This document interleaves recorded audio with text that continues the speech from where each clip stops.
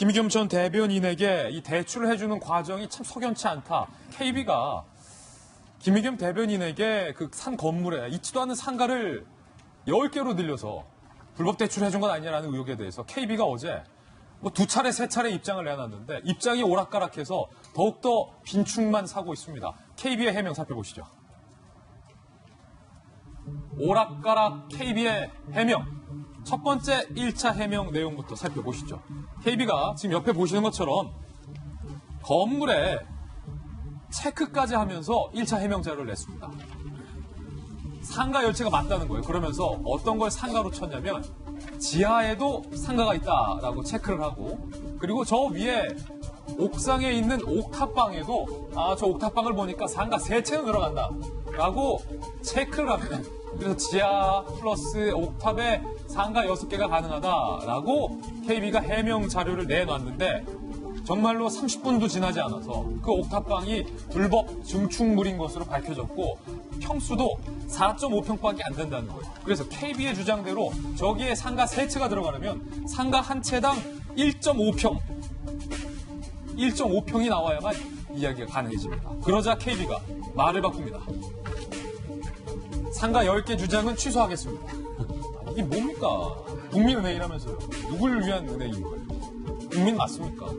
상가 개수는 무의미하다. 그 자료 만든 직원을 혼냈다. 이 해명도 참. 그러면서 2차 해명을 했는데요. 상가 10개는 아니지만 1층에 있는 그 주택에서 보증금 5천에 월세 185만 원이 나옵니다.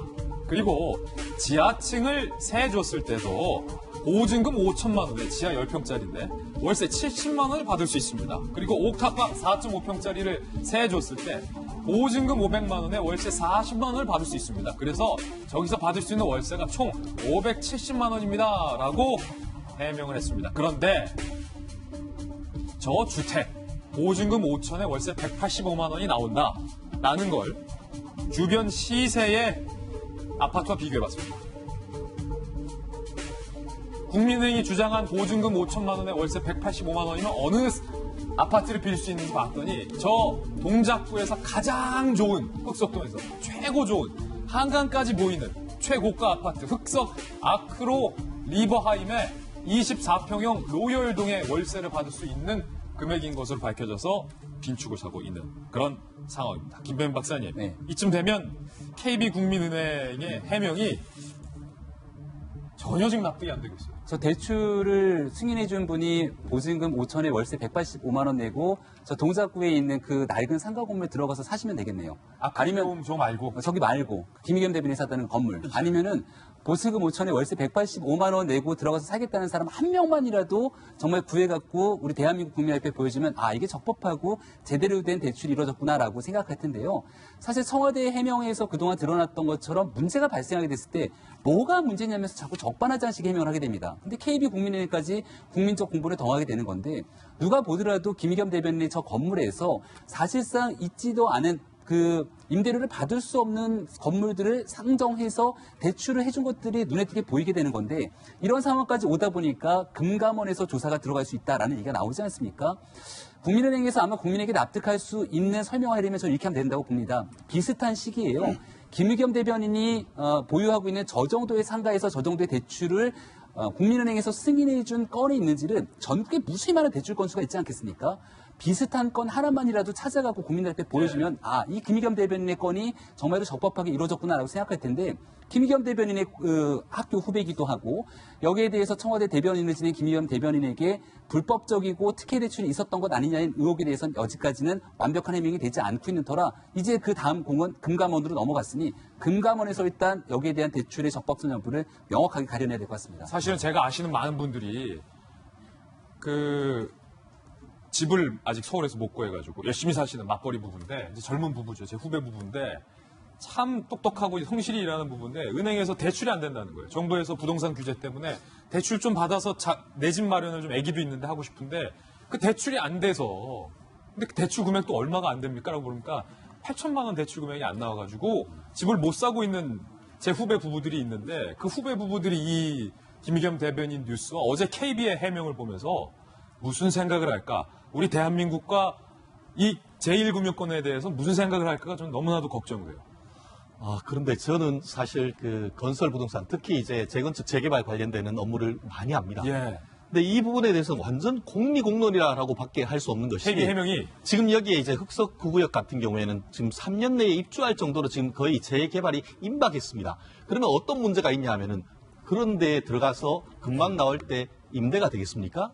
실제 제가 굉장히 많은 그 소송을 하고 자문을 하지만 이런 데는 임대 자체가 안 됩니다. 그리고 더불어서 아까 같은 경우에 국민은행의 오전 같은 경우에는 지하층에 대해서 임대료가 한 125만 원 임대를 할 수 있다고 했다가 오후에는 70만 원 정도 할 수 있다고 했는데 알고 봤더니만 지하에서로 들어가는데 밖에서 들어갈 수 있는 데가 없고 예. 이 주택 안을 통해서만 들어갈 수 있다고 합니다. 아니 그럼 남의 주택 현관문 열고 내려가야 지하가 가는데 거기다가 무슨 상가를 임대해 줍니까? 그러니까 결국 국민을 뭐로 아시는 것이 정말 이 부분에 대해서는 얘기할 수밖에 없는 그런 상황인 것 같은데요.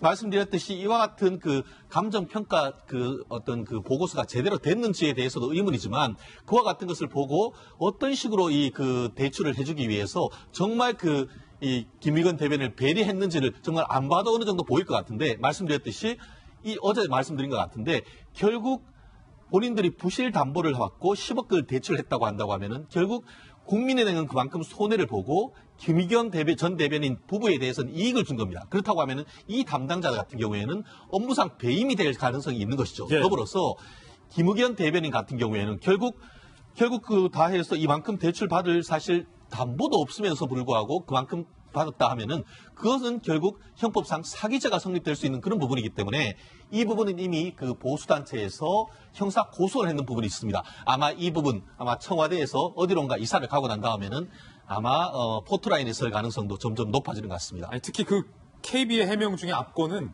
옥탑방 부분이었는데 그 옥탑방에 상가가 3개가 가능하다라고 했는데 계산해보니까 1.5평이니까 KB의 해명이 바뀌면서 그 직원 내가 혼냈다. 이걸 해명이라고. 그러니까 사실은 그 김의겸 대변인이 이제 고등학교 후배가 있는 은행 지점을 찾아갔다라고 생각을 하면 그냥 개인적인 친분이 있는 그 지점장 한 명의 잘못 정도로 사람들이 생각을 했던 거잖아요. 그런데 그게 아니라 국민은행의 이름을 걸고 전사적으로 저런 식으로 해명을 해버리면 국민은행 통장 가지고 있는 저희 같은 사람들은 얼마나 황망해집니까? 근데 특히 저는 이제 지역에서 활동하면서 정말 안타까운 사람들 많이 보는 게 뭐냐면 1금융권에서 대출 안 돼가지고 저희 부산저축은행 그 사건 생긴 분들을 거의 날마다 거의 뭐 만나 뵐 정도로 그런 분들이 아직도 한숨 쉬는 1금융권 못 빌리신 분들을 많이 보고 있거든요. 그런데 아니 이렇게 됐다 그러면은 도대체 이제 국민은행이 그 한 명이 부실 검증을 해서 부실 대출을 해준 건지 아니면 아예 나서가지고 본인들이 적극적으로 가담을 해가지고 해줬는지까지 이제는 의심할 수밖에 없는 그런 단계에 이르렀다고 생각합니다. 예. 국민의 해명이 전혀 국민 감정을 못 고려한 해명 같아서 더욱더 빈축을 사는 것 같습니다. 국민의 해명이 또 한 번 바뀔지 모르겠습니다.